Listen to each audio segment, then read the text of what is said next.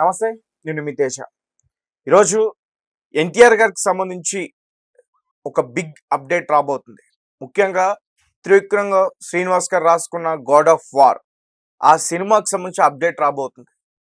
మీ అందరికీ బాగా తెలుసు 'గాడ్ ఆఫ్ వార్' కథ చాలా మంది హీరోస్ దగ్గరికి తిరిగింది. ముఖ్యంగా ఐకాన్ స్టార్ అల్లు అర్జున్ వరకు కూడా ఈ కథ వెళ్ళింది. తర్వాత మళ్ళీ ఏమైందో తెలీదు. జలుబు తలనొప్పి ఒళ్ళు నొప్పుల నుంచి ఉపశమనం శాస్త్రీ బామ్. జలుబు తలనొప్పి ఒళ్ళు నొప్పుల నుండి ఉపశమనం శాస్త్రీ బామ్ ఇప్పుడు ₹5 ప్యాక్ లో కూడా. ఆ హీరో అన్నారు, ఈ హీరో అన్నారు. చివరికి ఇది ఎన్టీఆర్ గారి దగ్గరకు వచ్చిందా? ఆయన చేయబోతున్నారా? ఈరోజు నాగవంశీ గారు ఆయన ఎక్స్ అకౌంట్ వెతుకగా ఒక పోస్ట్ అయితే తెలియజేశారు. తారక్ ఖన్నా సాయంత్రం రాబోతున్నారు, మాట్లాడబోతున్నారు అని చెప్పి. సో చూద్దాం అసలు ఏంటి, దీనికి సంబంధించి మరిన్ని విషయాలు తెలుసుకుని ప్రయత్నం చేద్దాం. మనతో పాటు మాట్లాడడానికి సినీ క్రిటిక్ విజ్ఞాన్ దాస్రి గారు ఉన్నారు, ఆయనతో మాట్లాడతాం. నమస్తే అన్న.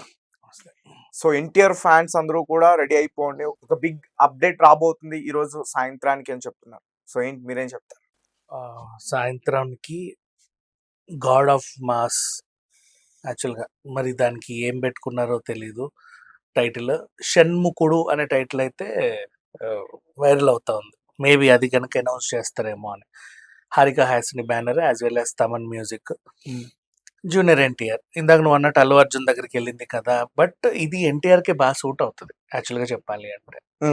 పౌరాణికాల్లో నువ్వు మన టాలీవుడ్ హీరోలలో అందరు, టాలీవుడ్ కాదు ఇండియాలో కూడా నువ్వు ఒకప్పుడు ఆ ఎన్టీఆర్ తర్వాత ఇప్పుడు ఈ ఎన్టీఆర్ఏ ఇంకా చెప్పాలి అంటే బాగా సెట్ అవుతుంది.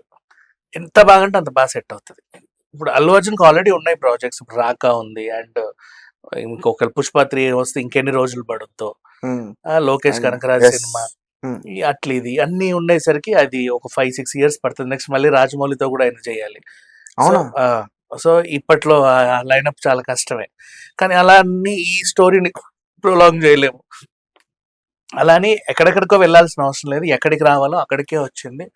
Perfect choice junior NTR. Not only ఈ సినిమా, ఏ పౌరాణికమన్నా నువ్వు తీసుకో, పాత పౌరాణిక క్యారెక్టర్స్ అన్నీ తీసుకో, అన్నీ ఏదైనా సరే నువ్వు ఎన్టీఆర్కి ఇచ్చి, నువ్వు యముడిగా చూడు, చిత్రగుప్తునిగా చూడు, రాముడిగా చూడు, కృష్ణుడిగా చూడు, పర్ఫెక్ట్ చాయిస్ చెప్పాలి అంటే.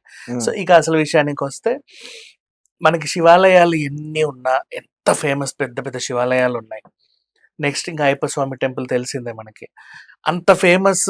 ఆల్మోస్ట్ ఈవెన్ మన సుబ్రహ్మణ్యేశ్వర స్వామిది కూడా ఆ స్టాచ్యూ, ఆ బంగారు రంగు స్టాచ్యూ అయితే అసలు మలేషియాలో ఉంటుంది. పెద్ద పెద్ద స్టాచ్యూలు ఉన్నాయి. మనకి ఇక్కడ సికింద్రాబాద్ లో ఉంటుంది, చాలా మందికి తెలియదు. అది కూడా వరల్డ్ ఫేమస్ సుబ్రహ్మణ్య టెంపుల్స్ లో ఒకటి. మన సికింద్రాబాద్ లో స్కందగిరిలో ఉంటది, పద్మరావు నగర్ సైడ్ ఎక్కడ స్కందగిరి దగ్గర, మంచి అది కూడా ఫేమస్. అండ్ పళని సుబ్రహ్మణ్యేశ్వర స్వామి కానీ ఇట్లా మంచి ఫేమస్ టెంపుల్స్ ఉన్నాయి. వాటికి అక్కడ స్థల పురాణాలు ఉన్నాయి. అసలు సుబ్రహ్మణ్యేశ్వర స్వామి జర్నీ ఏంటంటే, ఇక్కడ మేబీ ఆ కంప్లీట్ చరిత్రలో ఒక ఘట్టాన్ని ఏమైనా తీసుకుంటారా వీరోచితంగా, లేకపోతే ఒక బయోగ్రఫీ చెప్పినట్టుగా మొత్తం చెప్తారా? ఇది కొంచెం టఫ్ టాస్క్. బయోగ్రఫీ చెప్పినట్టుగా చెప్తేనేమో రెగ్యులర్, ఇప్పుడు రామాయణం చూసినట్టే ఉంటది రెగ్యులర్.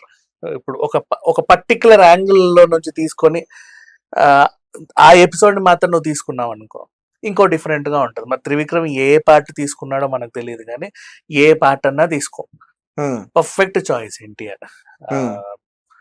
మనకున్న ఆనిముత్యం చెప్పాలి అంటే, ఇప్పుడు అంతెందుకు, మొన్న RRR లో కేవలం ఆ ఫేస్ ఎక్స్ప్రెషన్స్ కోసమే జనాలు వెళ్ళింది. చాలా మంది పెద్ద పెద్ద హీరోలు మైకులు పట్టుకొని మొహంలో ఏదో ఎక్స్ప్రెషన్లు ఉన్నంత మాత్రాన అవార్డులు రావు, మొత్తం ఏందో కదలాలి అంటారు, కానీ ఇస్త్రీ మొహాలను పట్టుకొచ్చి. బట్ అవి ఏమి ఉండవు.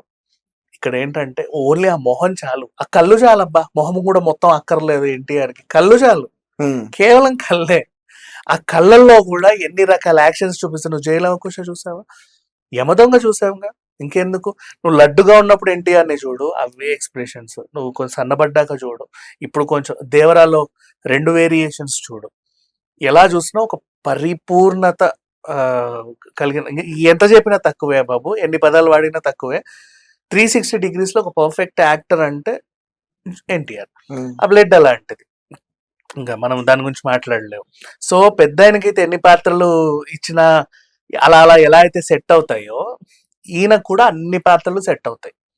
సో త్రివిక్రమ్ గారి దగ్గరకు వచ్చిన ది పర్ఫెక్ట్ చాయిస్ అని చెప్పుకోవచ్చు ఇది. ఇంకా చెప్పాలి అంటే అల్లు అర్జున్కి వెళ్ళినా ఇంకో మంచి హిట్ పడేదేమో, బట్ కాకపోతే ఏంటంటే లాంగ్ ఎక్కువ కదా ఆ జర్నీ, ఇంకో 5-6 ఏళ్ళు పడేలాగా ఉంటుంది. అవును. మళ్ళీ మేక్ ఓవర్ అంతా ఇది. బట్ ఎన్టీఆర్ అట్లా కాదు. నువ్వు ఇప్పటికిప్పుడు దేవర షూటింగ్ తో ప్యారల్ గా దీన్ని షూట్ చేసినా నీకు ఆ ఫేస్ సెట్ అయిపోతుంది ఒక్కసారి నువ్వు ఆ మేక్ ఓవర్ ఇచ్చావంటే. అట్లా అదేంటో తెలియదు, ఆయనకి ఏ పాత్ర అయినా అలా సెట్ అయిపోతుంది. సో దీనికైతే పర్ఫెక్ట్ చాయిస్. ఈ రోజు సాయంత్రం 5:04 కి టైటిల్ అనౌన్స్మెంట్. చాలా చాలా టైటిల్స్ అయితే బయట రన్ అవుతా ఉన్నాయి. ఎవరికి నచ్చినట్టు వాళ్ళు ఏఐ డిజైన్లు చేసుకొని కూడా పోస్టర్లు వేసుకుంటున్నారు. అంటే ఫ్యాన్స్ అదొక ఆనందం. ఏ పోస్టర్లో చూడు నిజమైనవి కాకపోయినా సరే అలా ఒదిగిపోయినట్టే కనిపిస్తాయి నువ్వు ఎన్ని పోస్టర్స్ చూసినా ఈ ఏఐవి. సో ఖచ్చితంగా ఇది ఒక మంచి అనౌన్స్మెంట్. అండ్ ఈ సినిమా కోసం ఇప్పుడు డ్రాగన్ అప్డేట్స్ కోసం ఎలా అయితే ఎదురు చూస్తున్నారో జూనియర్ ఎన్టీఆర్ ఫ్యాన్స్, నెక్స్ట్ నన్ను అడిగితే ప్రభాస్కి ఒక బాహుబలి లాగా, మన అల్లు అర్జున్కి ఒక పుష్ప లాగా, అంటే ఇప్పుడు లైఫ్ టైం మాట్లాడుకోవడానికి కొన్ని సినిమాలు అందరికీ ఉన్నాయి. ఎన్టీఆర్ కూడా ఒక పర్ఫెక్ట్ సినిమా మాట్లాడుకోవాలి అంటే మేబీ డ్రాగన్ అవుద్దో తెలియదు, లేకపోతే ఇది కూడా అవ్వచ్చు, చెప్పలేం. లైఫ్ టైం అంటే ఇది చాలు అని ఒక హీరోకి మాట్లాడాలి అంటే ది పర్ఫెక్ట్ చాయిస్ అని నేను చెప్పుకుంటా. Right, thank you so much.